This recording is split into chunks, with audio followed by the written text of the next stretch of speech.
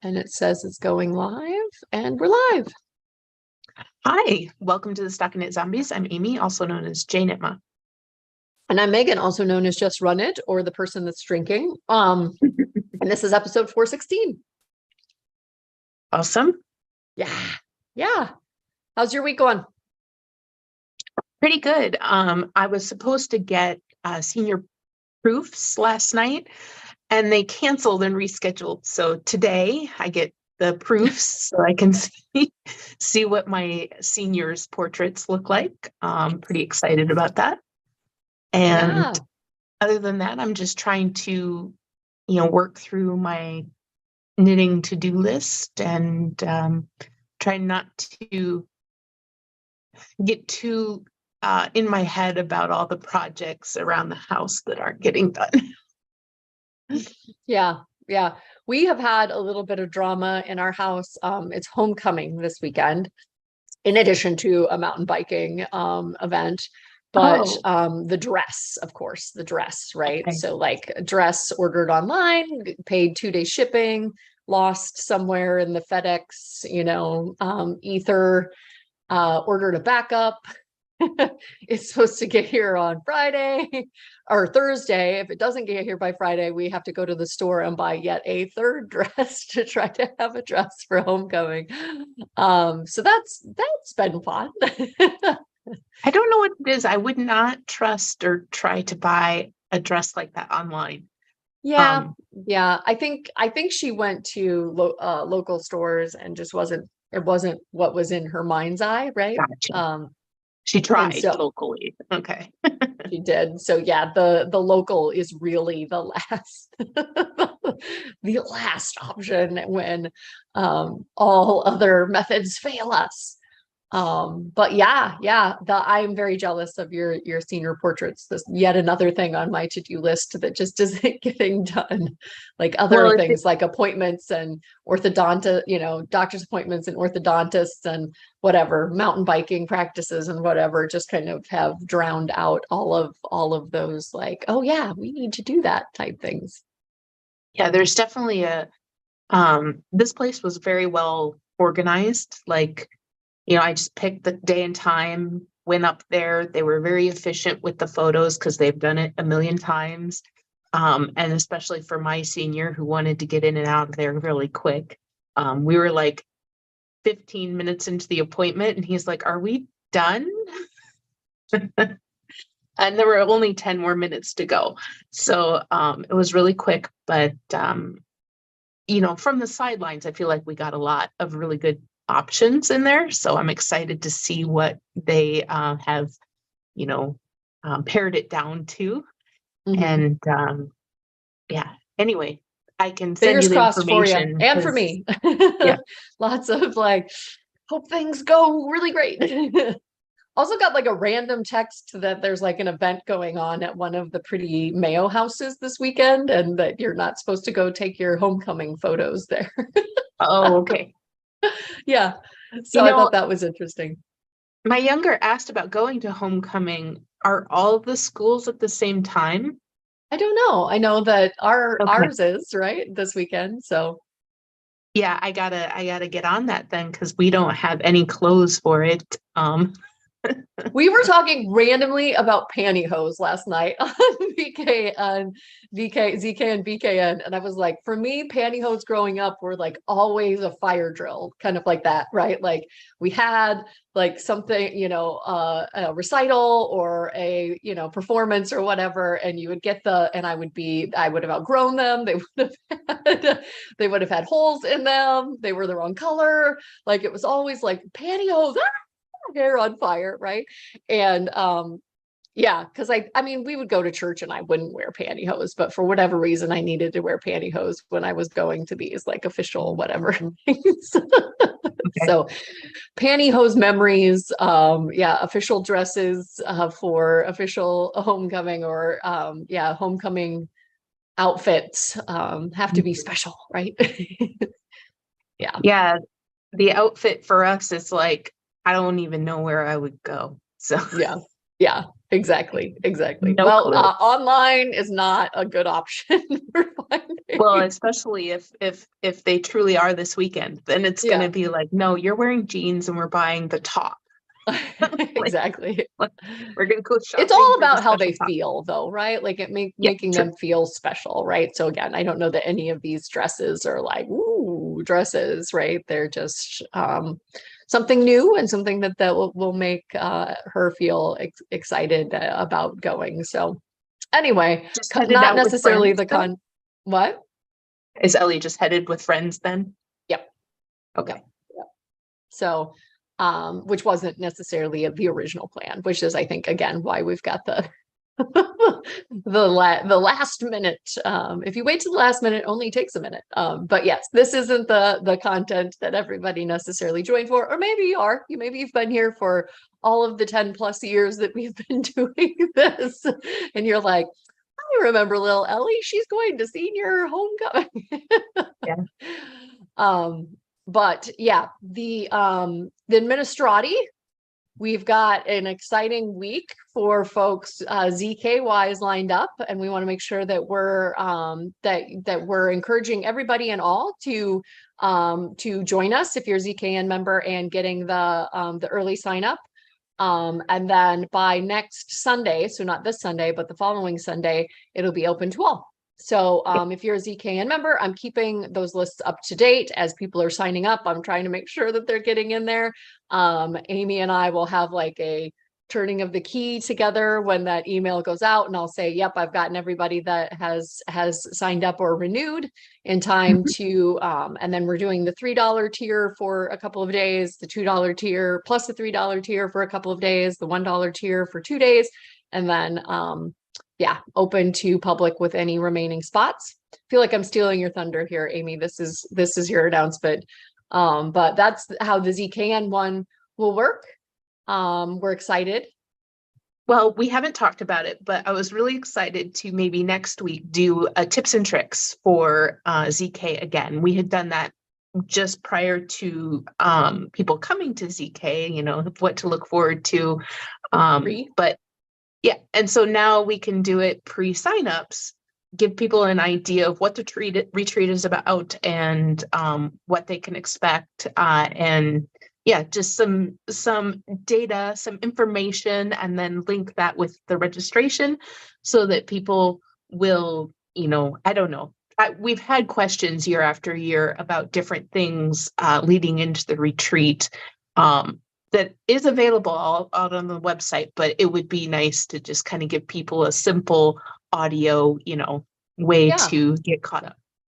100%. Also, like, just, I mean, a lot of people talk about ZK. We do have a lot of folks that have been here year after year, right?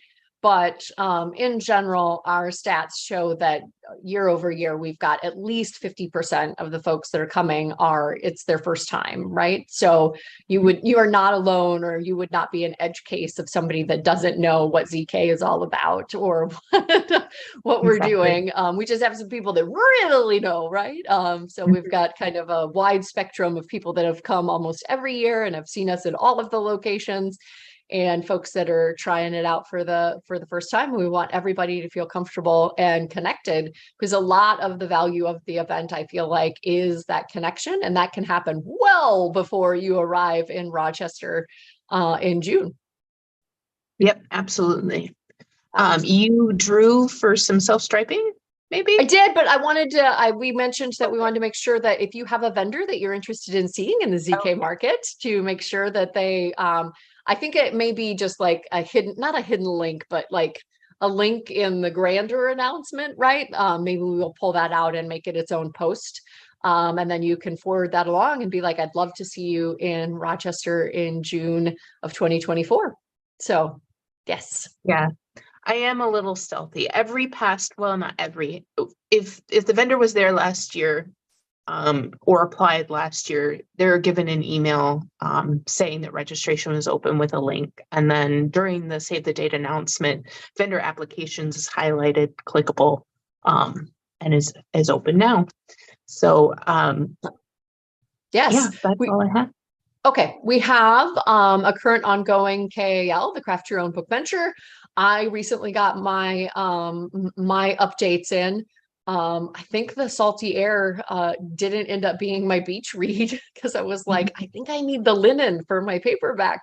Um, yeah, it's fun. It's a fun exercise to try to fit it into the categories. Make sure that you're out there and participating. We have a dashboard. You can see what how other people have fit in below the dashboard. You can see the projects list. You can see how other people have fit things into the categories. Please join us. There's always time. Even if it's just joining for a quarter, we've got a full fourth quarter ahead of us. And then, yeah, the self-striping year-long KAL, we drew for the August winner, or I guess we drew in the September. Do you have the prize, Amy? Vanna? So this is the Old Farm Witches. I know we've been talking about it, but apparently, because people aren't seeing it, it's still here. So if you're interested in getting this lovely yarn, this is in the Old Faithful base. So it got 440 yards. And yeah, look at those colors.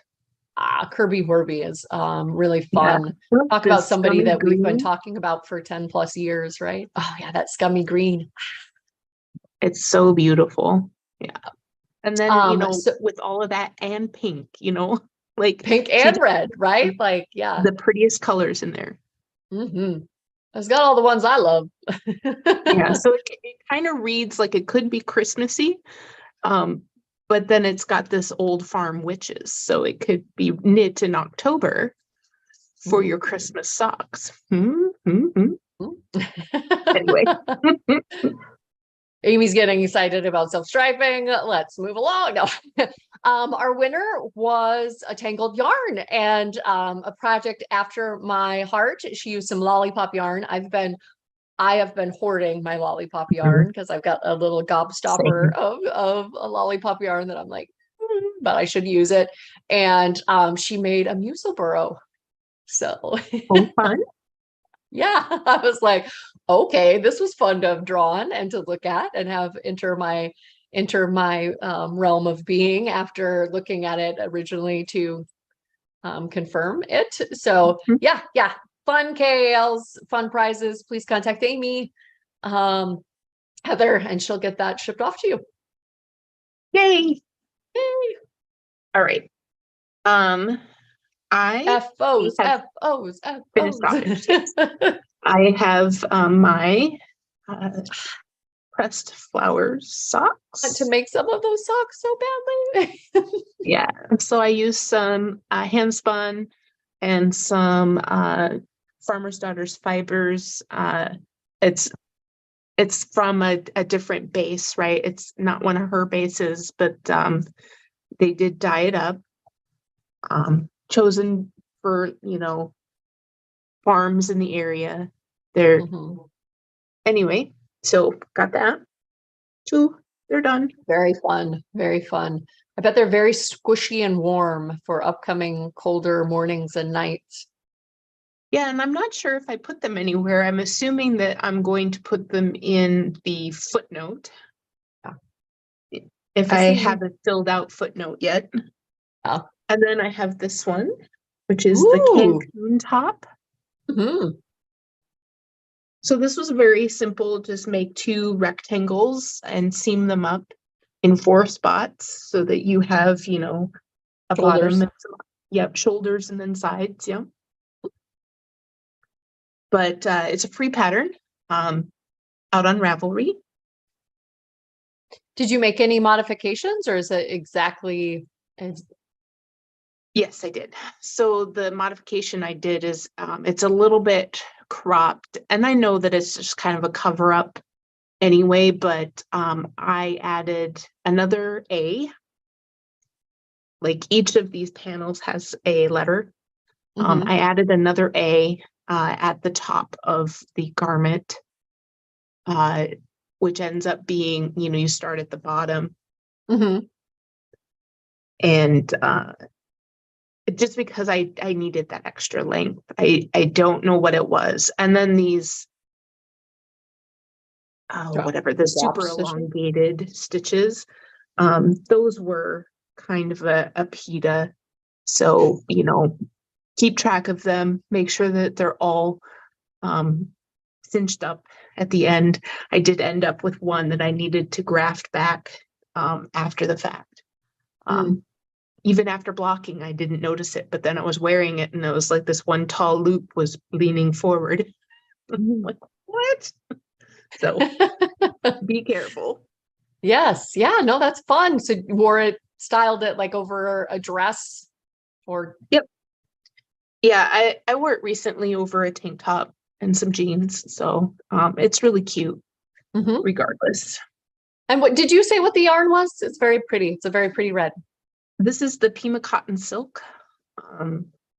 I forget who makes it. Cascade? Say the Cascade Pima Cotton Silk. Oh, probably, yeah. Cool. Very fun. Very fun. I've looked at that and I think I've actually favorited it, and it may have been in my queue before I did like a big queue culling. Yeah, queue culling. Yeah, I'm just gonna say it. I didn't necessarily have fun making it. Again, those elongated stitches were really annoying.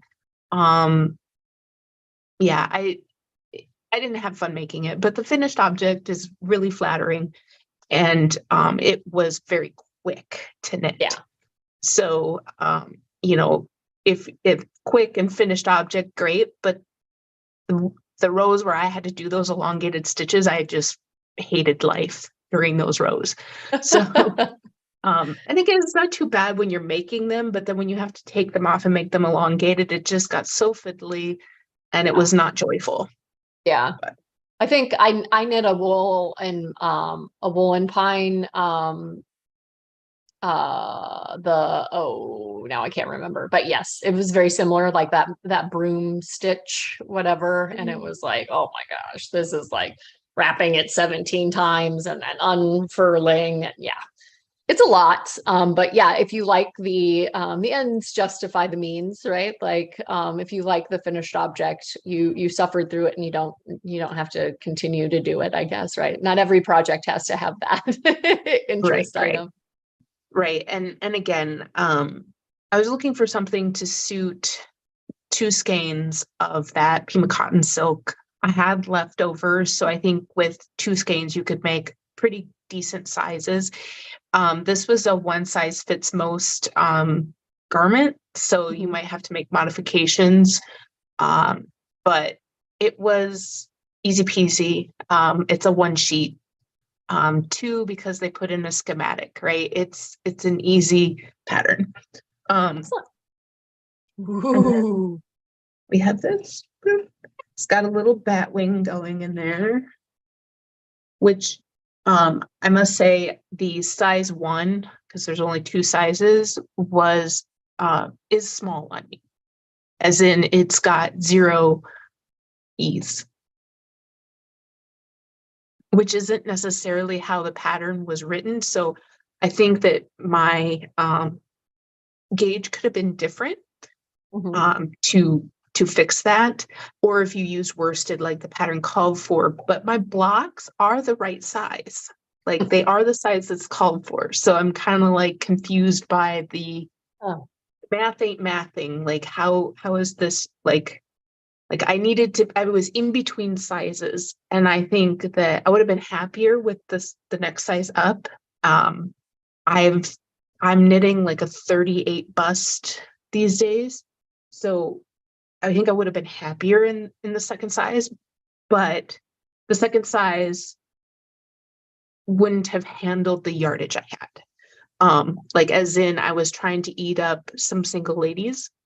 And so doubling up to get here, I was on fumes for the orange. Because the orange is the largest amount of yarn used per square. Yeah. And so it was the right amount. It was the right size to knit for what I was trying to accomplish. It will be a nice garment, but as far as looking how it did on the model, it does not for me. It is, and it's heavy, like crochet is heavy. You forget that it's so much thicker than knitting, that it is quite heavy. But all that to be said, I feel like I created a work of art. Yes, it's stunning. And I will wear this work of art like nobody's business. Yeah, yeah, you will. But that's it. That's what I got. Okay. Yeah, I went on a little journey where I was not knitting Musaburros, just making sweaters apparently. And I had set several of them aside that needed to have sleeves put on them. So this looks like quite a bit, but keep in mind, no parade of Musaburros at the end. And most of this, I think the last time we did FOs, not most, but like this one for sure, just needed sleeves. Right. So it was just sitting there as a kind of vest. So this is the tessellated. It needed a sleeve, as you can see. This is the front. And you can see that the yarn itself did a very, like I didn't break the yarn for this front part. Like this is how it progressed, right? So it kind of went light to like a very dark. I hodgepodged the back with like little pieces of the yarn, and I really like how it transitions on the back. So like I don't know, it just like the little blips just do a lot better on the back. Like it's almost a rainbow, right? Or like a more of a gradient versus like light, dark, light, dark on the front. So I'll if people compliment my sweater while I'm wearing it, I might just be like, but check out the back side. Because the back side's my favorite side. But yeah, I'm going to say, much like you were talking about that, the lace on that Cancun top, the sleeves were not my fave. So this mohair is, it likes to jam with itself. And working with 3 strands in a small circumference, like the sleeve, it was a journey. I did not enjoy life, as you phrased it, when I was working on these sleeves. But very, very excited about the finished top. This is so the green that's changing is from Feederbook Farm. I got it for a pressed flowers cardigan that we were going to turn into a polo, that I turned into a pullover, but I did not like how it was contrasting with the main color. It's obviously really popping against this gray, which is just a Lion Brand sport weight 100% merino that I got as a kind gift. And yeah, it's just a fun sweater. It was very fun to make. The sleeves did not enjoy. So she does have a vest that you can make where you wouldn't have the sleeves. And yeah, I mean, again, you're seeing a lot of purple in this, but the purple is mohair and it's like 1/3 of the motif, right? So it's very interesting. Really skinny strand relative to the other two. It's only 2 of 6 rows in the motif, but like the purple, just that mohair, it just comes in and it makes itself known. I feel like I am here. So yeah, that's my tessellated by Andrea Mowry. Again, really love the bag. Awesome. Yes. And then I knit the EXP sweater, which I think I mentioned last week when we were doing works in progress. So finished that up, seamed up the underarms. It has a little, you can see it narrowing, obviously, and it hasn't been blocked yet. So it's going to grow quite a bit in the blocking, because it's a very like ribbing-esque motif, this half fisherman's rib. So it's going to grow quite a bit. But apparently I'm like all in on the mohair right now. Like mohair is my jam. It's it's Megan's era's mohair. Because yeah, this is cashmere, so the gray is 100% cashmere, but I'm using it very much like mohair in this sense, right? Like it is not as big of a strand as the main color. And really, really enjoyed this knit. It's very, very light. You know, you're saying that your crochet was very dense. This is like, I don't know, if I handed it to you, you would be like, that's not a sweater. But I think, again, with the cashmere on the back side and kind of trapping air against yourself, it's going to be warm, but not heavy. and obviously not dense, and very soft against the skin. So also just love the visuals of that neckline and the lines going down. So Cool. and then this was Olin. It's like an Irish. Granny Smith is the colorway, and then the gray was Plucky Knitter 100% cashmere. Cool. And then my Rhinebeck house is making the snow pine. We have the heathers as our main color, and I set myself up to think that this was going to be very hard and very futzy. I did not find it to be either. So the top is intarsia knit in the knit. It's obviously in the round, but it's knit flat. So you're doing like a right side row turning and doing a wrong side row. And you have 5 balls of yarn attached. But I just kind of tended them as I was moving around. And as I experienced, like when I did the mixed tape, like it's just very rewarding to have the kind of, to see this line establish itself, right? Like to see the color kind of expanding out, kind of like almost like a dot matrix printer, right? You're like filling. And these flecks are very fun as well. It just gives you a little something to do every couple of rows.